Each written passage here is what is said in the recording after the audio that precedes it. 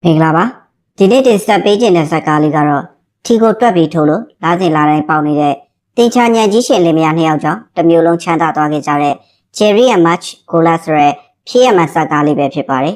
်ဒီဇာတ်ကားလေးကတော့အပြင်မှာတကယ်ရှိခဲ့ဘူးတဲ့အဖြစ်အပျက်တစ်ခုကိုပြန်ရိုက်ထားတာဖြစ်လို့ထီပေါက်အောင်ဘယ်လိုများတွက်ချက်သွားသလဲဆိုတာတွေနဲ့အနောက်ရှက်တွေကရောဘယ်လောက်ထိဝင်လာမလဲဆိုတာတွေကိုပျော်ပျော်ပါးပါးကြည့်ရှုရမယ်ရုပ်ရှင်တကားပဲဖြစ်ပါတယ်ဆာလာဆာ Jerry ဆိုတဲ့ဖိုးကြီးတယောက်က42နှစ်လောက်စူးစမ်းပန်းစားလုပ်လာတဲ့အလုပ်ကနေအနာပေးခံရတော့မှမလို့ဟိုငနဲ့လိုပဲတတတ်တိုးဖို့စူးစမ်းကြည့်ပေမဲ့လက်ခံတဲ့သူမရှိတော့စိတ်မကောင်းစွာနဲ့ပြန်လာလိုက်ရတယ်။ဇနီးဖြစ်သူမတ်နဲ့မိသားစုတွေကလည်းအားပေးစကားဝိုင်းပြောကြရင်ဘာအလုပ်မှမမဲရမရှိတော့တဲ့အငိမ့်စားဂျယ်ရီအတွက်အပြင်းပြေငားများလို့ရအောင်ဆက်လီလေးတစ်စီးလက်ဆောင်ပေးလိုက်ကြတယ်။သားသမီးတွေရှေ့မှာတော့လက်ဆောင်ကိုသဘောကျကျအောင်ဆောင်လိုက်ရပေမဲ့တကယ်တမ်းမှာသူ့တက်အသုံးမဝင်လို့တလားလောက်ကြာတဲ့အထိအိမ်ရှိမှဒီတိုင်းပြစ်ထားလိုက်ရတယ်။ရှိစုမဲ့သူပတ်စံလေးတွေကိုတငယ်ချင်းတယောက်ရဲ့ခရီးသွားအေဂျင်စီမှာရင်းနှီးမြှုပ်နှံထားပေမဲ့ညများစားသားတိုးပွားမလာလို့ stock ကစားကြည့်ဖို့ကြံပြီးတော့လေချွေးနေစားလေးကိုအလောင်းစားမလုပ်ချင်ကြောင်းငင်းပြန်လာခဲ့လိုက်တယ်။ဆက်လေးကိုအသုံးချဖို့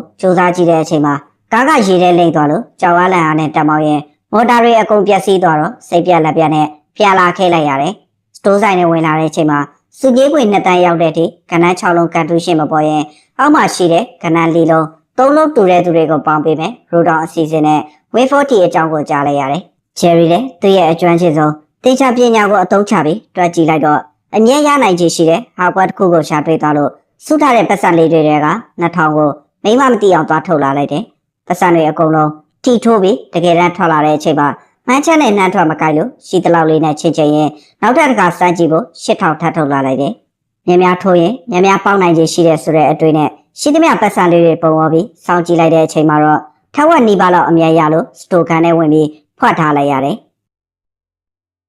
Jerry တယောက်ပျော်ရွှင်မြူးထူးနေတဲ့အချိန်မှာပတ်စံထည့်ထားတဲ့ပုံကိုရေးမလေးကယူထွက်လာလို့အတင်းပြန်လိုက်လို့ရဲ့တခြားမှာပြောင်းထားပြီးစိတ်မချတွေဖြစ်နေကြရတယ်။မတ်လာမိတဲ့အချိန်မှာတော့သူ့ဘာသာမလုံးမလဲတွေဖြစ်ပြီးရှီစုမဲစုပတ်စံလေးတွေကိုထီထိုးတဲ့နေရာမှာရင်းနှီးမြုပ်နှံခြင်းကြောင့်ရှင်းပြလိုက်လို့စွန့်စားမဲ့ကိုချစ်ရဲ့လာရဲလာတွေဖြစ်ကုန်ကြတယ်။စိတ်တူကိုယ်တူလေမယား2ယောက်ပေါင်းပြီးရှိသမျှပတ်စံလေးတွေကိုထီထိုးဖို့သွားခဲ့ပေမဲ့သူတို့မြို့လေးမှာဝင်ဖော်မရှိတော့လို့မက်ဆာချူးဆက်ထိသွားရမယ်အခြေအနေရောက်သွားခဲ့တယ်။မတ်ကပိုပြီးတက်ကြွနေလို့10နာရီလောက်ကားမောင်းရမယ်ခရီးအတွက်ကြိုတင်ပြင်ဆင်ရင်ပျော်ပွဲစားတစ်ခုလိုသဘောထားပြီးလေမယား2ယောက်တည်းထီထိုးဖို့ချီတက်လာခဲ့ကြတယ်။ဆိုင်ရောက်တော့မှများပြားလာတဲ့လက်မှတ်တွေကိုကိုဘာသာဝင်ထုတ်လာကြရင်တညလုံးနှီးပါထိုင်တိုက်ကြည့်လိုက်တဲ့အချိန်မှာတော့2000ကျော်လောက်အမြဲရလို့ပျော်ရွှင်ပြီးပြန်လာခဲ့လိုက်ကြတယ်။သူတို့လင်မယား2ယောက်ရဲ့ရှာဖွေတွေ့ရှိထားတဲ့ဝေရပေါက်ကြီးကိုအားလုံးအတွက်လည်းမျှဝေပေးခြင်းနဲ့စိတ်ကူးပေါ်လာလို့နှီးစက်တဲ့လူတွေခေါ်ပြီးဝေဖောနဲ့ပတ်သက်တာတွေရှင်းပြပေးလိုက်တယ်။ရှယ်ယာတစ်ခုကို900နဲ့ရောင်းပြီးပတ်စံမရှိတဲ့လူတွေအတွက်ပစ္စည်းပါအပေါင်ခံထားရင်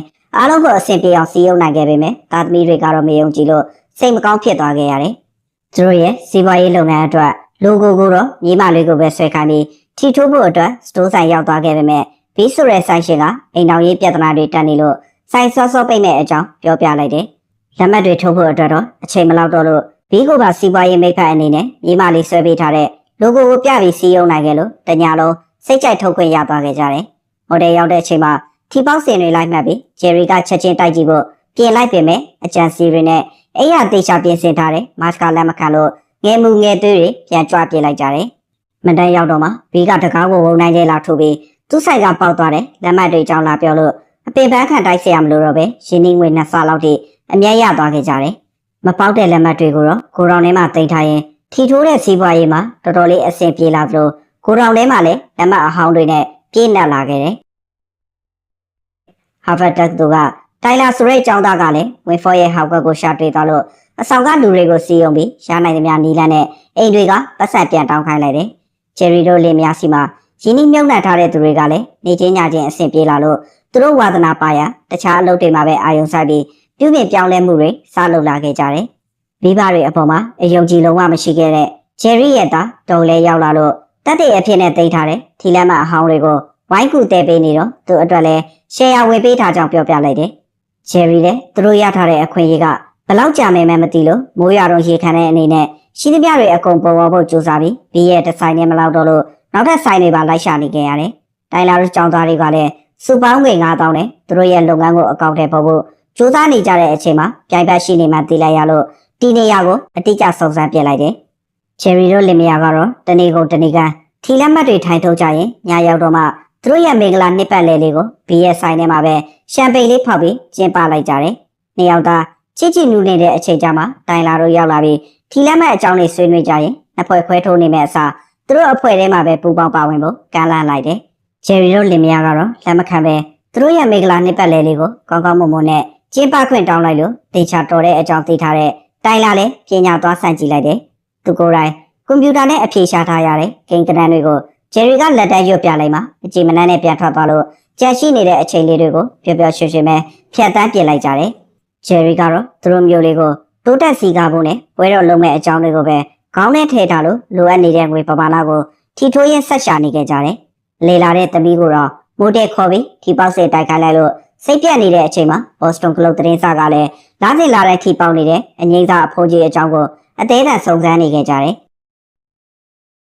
တိုင်လာထက်ရောက်လာတဲ့အချိန်မှာတော့သူတို့မျိုးကရှိသမျှလူတွေရဲ့အကောင့်ကိုဟပ်ပြစ်မယ်ဆိုချိန်ချောက်ပြီးဂျယ်ရီတို့ရဲ့လာစဉ်လာတိုင်းပေါက်နေတဲ့ထီစီးပွားရေးကြီးကိုရက်ပြက်ခိုင်းလိုက်တယ်။ဂျယ်ရီလည်းသူတို့ရဲ့လုပ်ငန်းကြီးကိုရှေ့ဆက်လို့မရတော့ကြောင်းပါတနာတွေကိုအတိပေးလိုက်မှတိုင်လာနဲ့စကားပြောနေတာကိုမြင်ထားတဲ့စတိုးဆိုင်ပိုင်ရှင်ကတော့ကိုကပ်ပြီးအတိပေးလိုက်တယ်။ဂျယ်ရီရဲ့လုပ်ရကြောင့်သူတို့မျိုးလေးပြောင်းလဲတိုးတက်လာတာကိုဘာမဟုတ်တဲ့ကြောင်သားတယောက်ရဲ့ချိန်ချမှုကြောင့်လက်မလျှော့သိမ့်ကြောင်းတော်လဲသတိပေးခဲ့လိုက်တယ်။မာလည်းဆက်လုပ်ဖို့အတဲတိုက်တွန်းနေတော့လင်မယားနှစ်ယောက်ကထီထိုးထွက်လာတဲ့အချိန်မှာပြန်ပြကင်းပြီလို့ထင်ထားတဲ့တိုင်လာတို့အုပ်စုလည်းမန်ချန်နဲ့နာထွက်မကိုက်လို့တော်တော်လေးတင်းသွားကြတယ်။နောက်ဆုံးမှာတိုင်လာကိုရိုင်းရိုတောင်းကိုဖန်တီးပြီးစုငွေတွေတယောက်တည်းသိမ့်ပိုက်နိုင်ဖို့အတွက်ဒီမျိုးစုံနဲ့စူးစမ်းနေလို့ဂျယ်ရီလည်းဘလူလက်ချက်လဲဆိုတာချက်ချင်းရိပ်မိသွားခဲ့တယ်။တိုင်လာနဲ့မျက်နှာချင်းဆိုင်သွားတွေ့ပြီးသူရွှေ့နေတဲ့အကွက်တွေကတကူစားကောင်းစားဖို့လုံနေမှတခြားចောင်းသားတွေတီးအောင်ရှင်းပြလိုက်မှအားလုံးလည်းသဘောပေါက်သွားကြတယ်။ဂျယ်ရီလည်းသူတို့မှရှိတဲ့ပတ်စံတွေနဲ့တိုင်လာကိုလိုက်ပြိုင်လို့ရပေမဲ့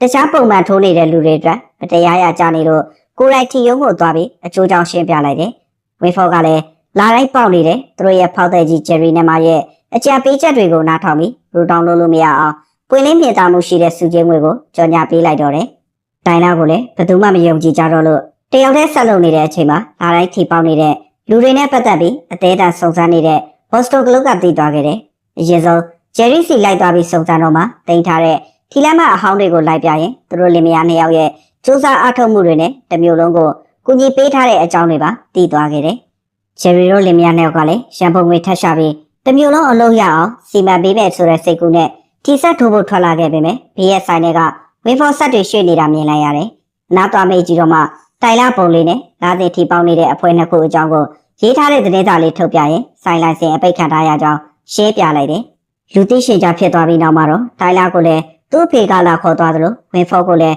ဖြုတ်ချဖို့စီစဉ်လိုက်ကြတော့ရီမန်ချက်တွေမပြေသေးတဲ့ဂျယ်ရီလည်းစိတ်တက်တွေကျသွားခဲ့တယ်။တခြားရှယ်ယာရှင်တွေကအစည်းအဝေးလုပ်ဖို့လာခေါ်တော့မှဂျယ်ရီလည်းသူ့ကိုစိတ်ဆိုးသွားကြပြီအထင်နဲ့သွားကြည့်လိုက်ပေမဲ့လုံးဝထင်မှတ်မထားတဲ့ဘွဲတော်တစ်ခုဖြစ်နေလို့အရန်ပျော်ရွှင်သွားခဲ့ရတယ်။ဝင်းဖော်ရဲ့နောက်ဆုံးချိန်ထွက်မဲ့ထီလက်မှတ်တွေကိုလည်းဒေါ်နဲ့တခြားပါတနာတွေကသူတို့ဘာသာလိုက်ဝဲထားပြီးထုံးစံကြီးပေါ်တင်လာလို့ဂျယ်ရီတို့လင်မယားအတွက် surprise တွေဖြစ်သွားခဲ့ရတယ်။တပြိုလုံးလဲဂျယ်ရီကျေးဇူးကြောင့်လာတင်လာတဲ့ထီပေါင်းငွေစုစုပေါင်း28တန်းထိရခဲ့လို့စီးပွားရေးပြေးလဲသွားကြသလိုရန်ပုံငွေအမြောက်များနဲ့ဝင်ပြိုးတိုးတက်တဲ့ပြိုလေးတစ်မျိုးအဖြစ်ပြောင်းလဲသွားရင်ဇလန်လေးလည်းပြီးဆုံးသွားပါပြီ။